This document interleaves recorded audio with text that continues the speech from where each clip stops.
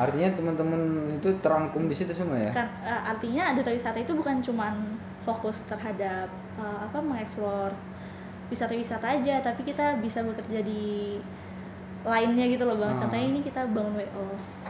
Kita nanti ngundang vendor, duta wisatanya menjadi model-model para vendor-vendornya, nanti di make upin, banyak MUA yang datang, kan banyak tertarik anak muda Bang ya. Nanti bisa kita iringi dengan band-band yang ada di Penajam, terus di Penajam festival gitu.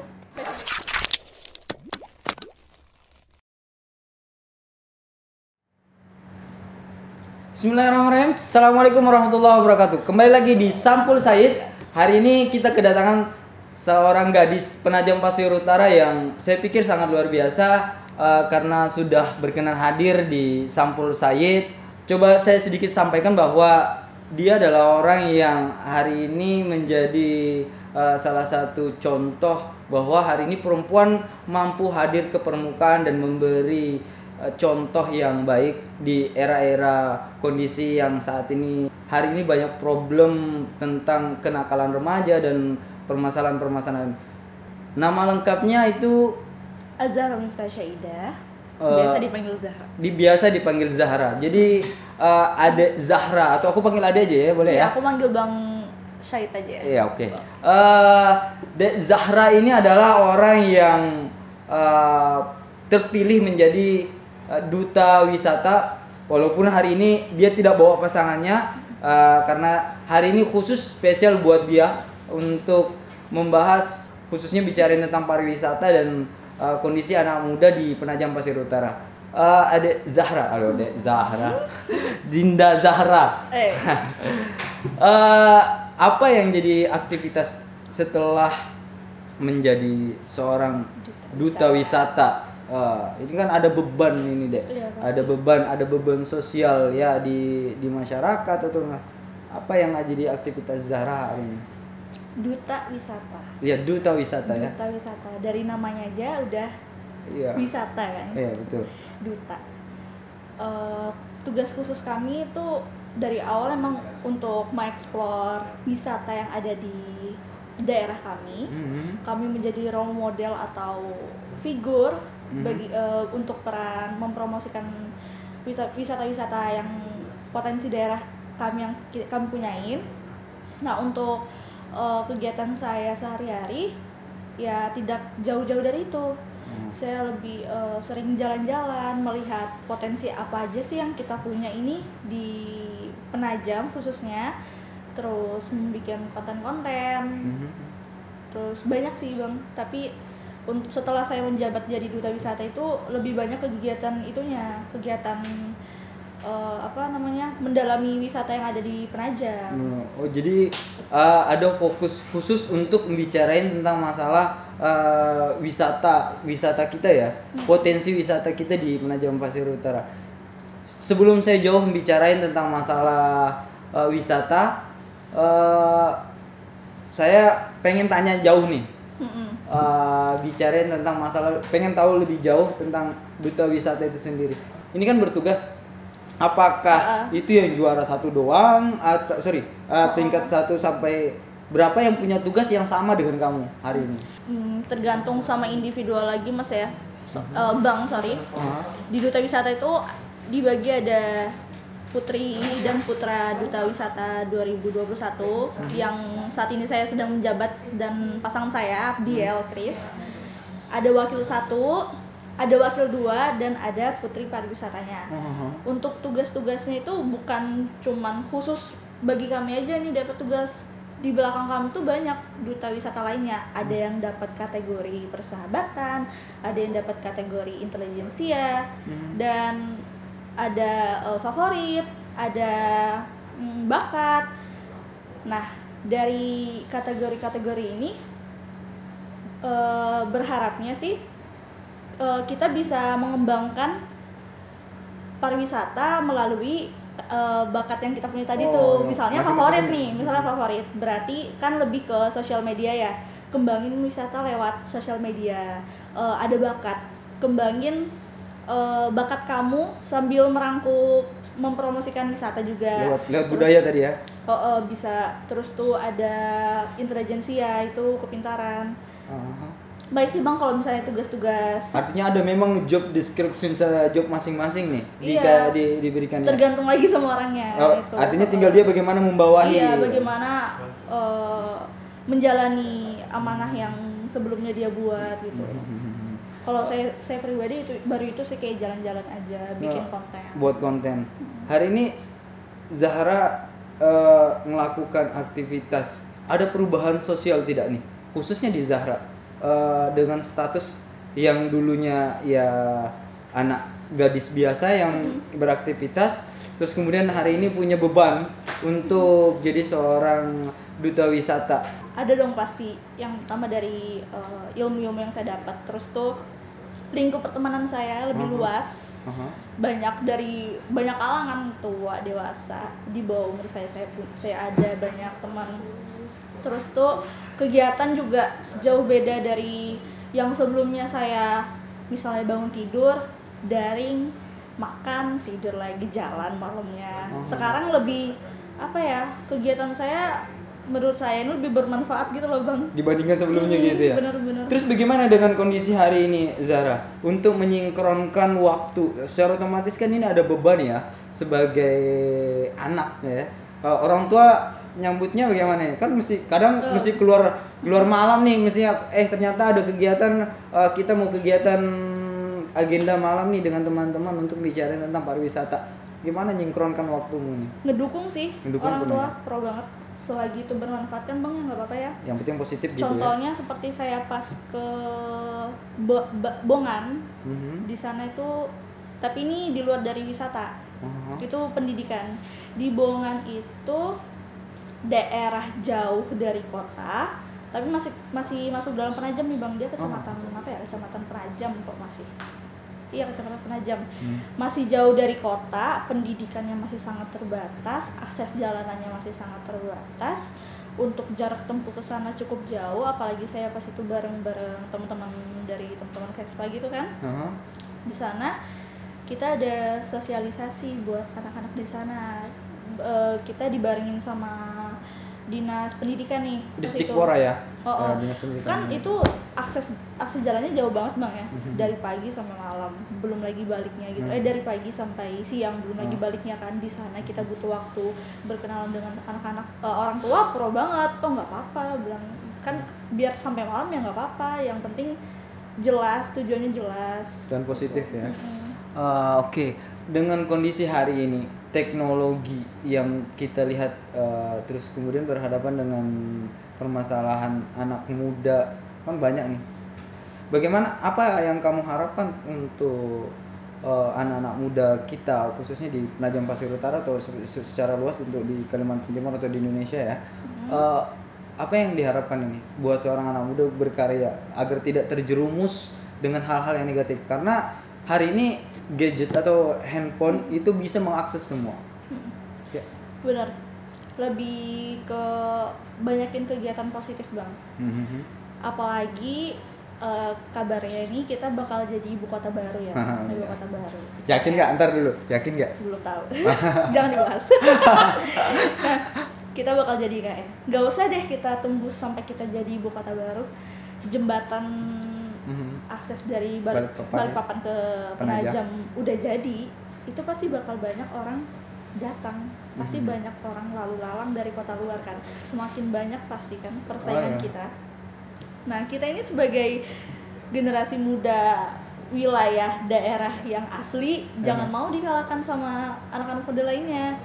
Nah, cara saya ini salah satunya ini, saya ikut berpartisipasi dalam kegiatan Duta Pariwisata.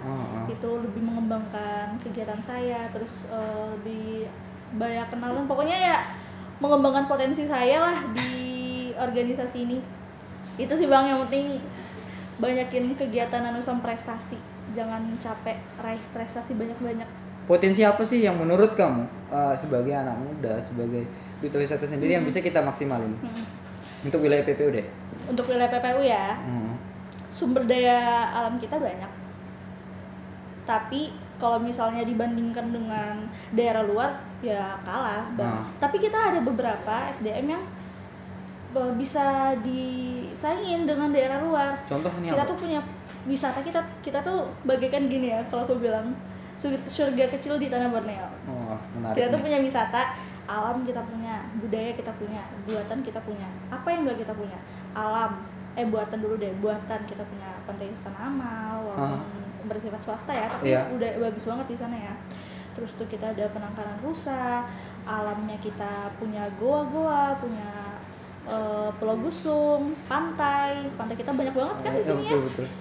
Terus budaya kita ada Buen dan sebagainya macamnya. Terus tuh untuk alamnya ini Bang, aku tertarik banget ke alam sih, apalagi Gusung kan. Soalnya aku pernah juga diving. Aku punya komunitas, gabung di komunitas. Ini udah didirikan sejak 3 tahun yang lalu, kurang lebih 3 tahun yang lalu, namanya Jamrut. Tahu? Jadi pernah dengar nggak? Pernah dengar tuh. Pernah dengar. Nah, aku ada di situ. Aku salah satu yang paling muda sih di situ. Terus tuh aku gabung di situ, aku latihan diving. Terus aku pergi ke Pulau Gusung. Di sana, awalnya bilang, ih cantik banget nih area, luas, ini potensi wisatanya besar banget nih, gue bilang kan. Apalagi kalau misalnya kita punya akses pribadi untuk ke sana, maksudnya akses khusus untuk ke Pulau Gusungnya gitu loh Bang, kayak artinya, one day trip with to Gusung gitu misalnya kan.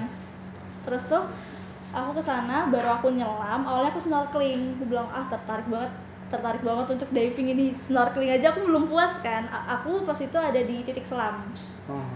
Di titik selamnya Pulau Gusung. Pas aku diving ke dalam, cantik banget Bang. Di sana tuh ada terumbu karang yang gede banget. Terumbu karangnya itu isunya per tahunnya itu cuman tumbuh sekitar 0,5 mili. Dia terumbu karangnya gede banget, warnanya gold. Bayangin Bang, udah berapa ratus tahun itu terumbu karang. Indah banget loh kita punya ikan yang orang lain nggak punya, namanya ikan burung kakatua. Burung kakatua?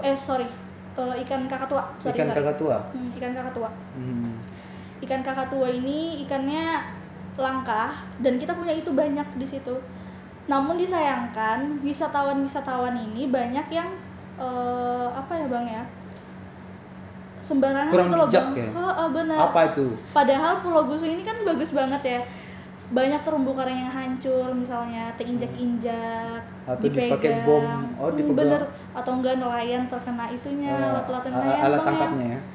Bener, padahal potensinya Pulau Gusung ini besar banget untuk menarik wisatawan dari luar datang ke sini. Artinya menurut kamu ini potensi banget, cuman belum dimaksimalkan? Iya, belum dimaksimalkan. Nah, aku sih berharapnya di komunitasku ini nanti secepatnya lah kita misalnya udah punya sertifikat gitu Bang ya.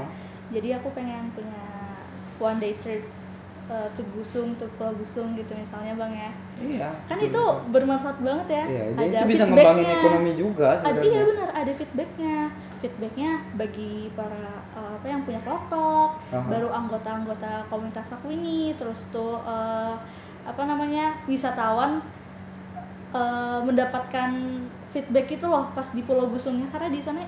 Pernah nggak ceritain ini ke dinas atau ke orang-orang yang punya pengaruh deh di potensi ini? Nah, kebetulan aku berangkat ke Pulau Gusung tuh sama orang dinas. Nggak semuanya sih, cuman beberapa aja yang ada di dalam komunitas itu. Jadi mereka emang udah tahu. Pas itu awal-awalnya cuman aku iseng aja chat. Aku pengen nih kesini ke Pulau Gusung, ada rencana nggak? Bilang, oh ada. Ternyata ada komunitasnya Jamrut. Jadi gabung di situ ya? Gabung. Mau bawa bapak tua di sana nggak apa-apa. Banyak ilmu aku dapat dari mereka. Keren banget sih. Nggak ada larangan sih untuk kita bergaul di berbagai kalangan ya. Untuk wisata sendiri sebenarnya kamu lebih tertarik bicarain tentang alam ya daripada buatan? Sama-sama tertarik, cuman kayaknya aku kalau alam tuh lebih banyak tantangannya. Iya. Cuman aku belum berani ke gunung. Karena belum dapat izin saudara. Kalau misalnya dibilang ke gunung di Jawa, pas saya tinggal di Jawa banyak gunung, banyak banget, Arjuna, Semeru. Udah pernah dinaikin? Nggak boleh sama. Tapi kakak saya ini orang ketua alam dulu, ketua pecinta alam. Kakak saya. Kakak cewek? Ya, cowok. Dari saya. Tapi dia anti laut. Oh, dia anti laut. Anti laut. Karena gunung sate. Tapi kamu tertarik juga dengan gunung? Oh, tertarik sih bang, tertarik banget. Tapi kalau dengar cerita dari mereka kayak lebih waspada aja gitu. Emangnya kalau misalnya dibilang bahaya mana, sama-sama tergantung lagi kitanya bang ya. Menjaga diri. Kalau misalnya laut itu kan bukan tempat tinggal kita. Jadi mau gimana pun kita harus hormat sama laut. Bukan hormat, maksudnya permisi karena mau sedangkal apapun lautnya, yang itu bukan tempat tinggal kita gitu loh bang. Yang tempat tinggal kita itu gitu darat. Kalau gunung kan kita masih ketemu udara, walaupun kita tersesat kita masih ada kompas dan lain-lain. Kalau laut kalau salah ya. Iya. Tapi aku tertarik banget sih laut ini. Lebih tertarik untuk bicara tentang wisata alam dibanding itu. Ini kemarin mau diving lagi, cuman karena kondisinya kurang stabil kan, gelombangnya besar kan, lagi angin laut kan. Nah ini kan kalau bicara tentang potensi kan banyak kendala kita ya, bicara tentang masalah. Oke, mungkin kamu ngambil nih wisata alam yang hari ini punya potensi, salah satunya Pulau Gusung. Dengan kondisi hari ini Gusung seperti itu, terus kemudian kepedulian terhadap kondisi alam sendiri kan ada miris. Apa yang menjadi sebuah kritik sosial buat kamu sendiri deh tentang masalah hari ini di kondisi objek wisata alam yang digusung? Harus digusung aja nih? Nggak mesti sih sebenarnya, karena kamu lagi asik ceritain tentang gusung. Karena saya juga pernah ke Gusung dengan teman-teman yang lain. Sempat viral kan? Iya. Tahun berapa tuh? Saya belum di sini. Oh, belum di Penajam. Belum di Penajam. Kayaknya 2018 ya. Sekitar segituan kan? Pas viralnya Pulau Gusung itu. Iya. Tapi sekarang mungkin udah pada bosan kan? Ya itu juga tadi karena terumbu karangnya banyak yang hancur. Karena wisatawan ceroboh, diinjak-injak. Saya loh pas diving aja untuk nyentuh aja takut banget. Mainin ini aja, bintang laut aja, habis mainin ya cemplungin lagi. Emang tempat tinggal di situ, masa kita mau bawa pulang kan? Iya betul. Ya kepedulian terhadap kepedulian terhadap alam sendiri saya pikir masih minim gitu ya. Iya. Nah itu bang, pentingnya kita punya istilahnya, bawa orang yang lebih pro lah. Event pariwisata apa yang hari ini di PPU bisa dimaksimalkan kalau menurut kamu? Banyak bang ya, banyak proker yang belum terjalanin karena terhalang COVID ini. Tapi salah satunya sih ini dari kalangan kakak-kakak alumni dutanya juga pengen ada event besar tuh, kayak ngundang vendor-vendor yang ada di Penajam gitu kan. Apalagi sekarang duta wisata itu punya wedding organizer, punya WO yang berlatar belakang duta wisata.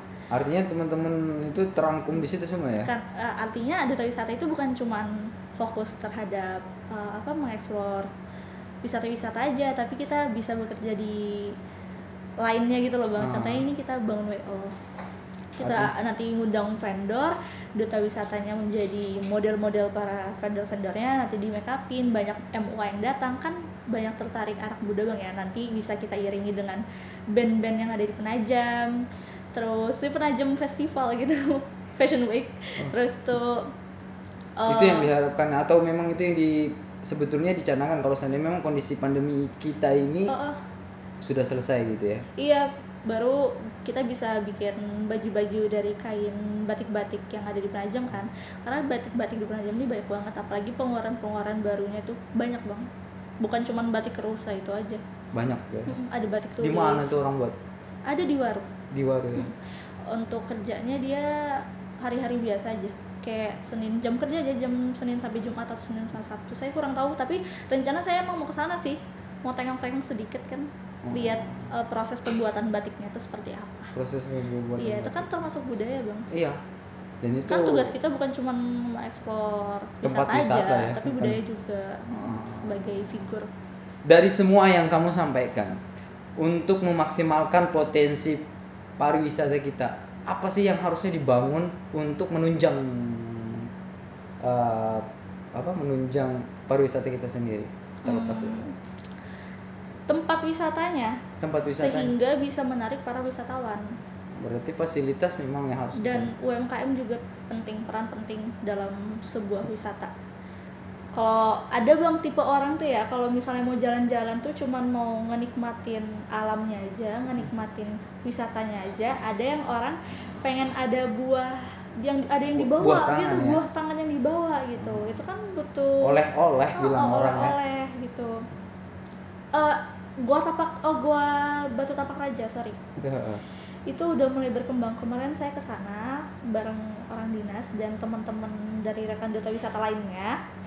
Di Gua Batu Tapak Raja ini udah mau dikembangkan lagi dari aksesnya ke sana oleh warga setempat, dan UMKM-nya juga mau dikembangkan sama warga-warga di situ.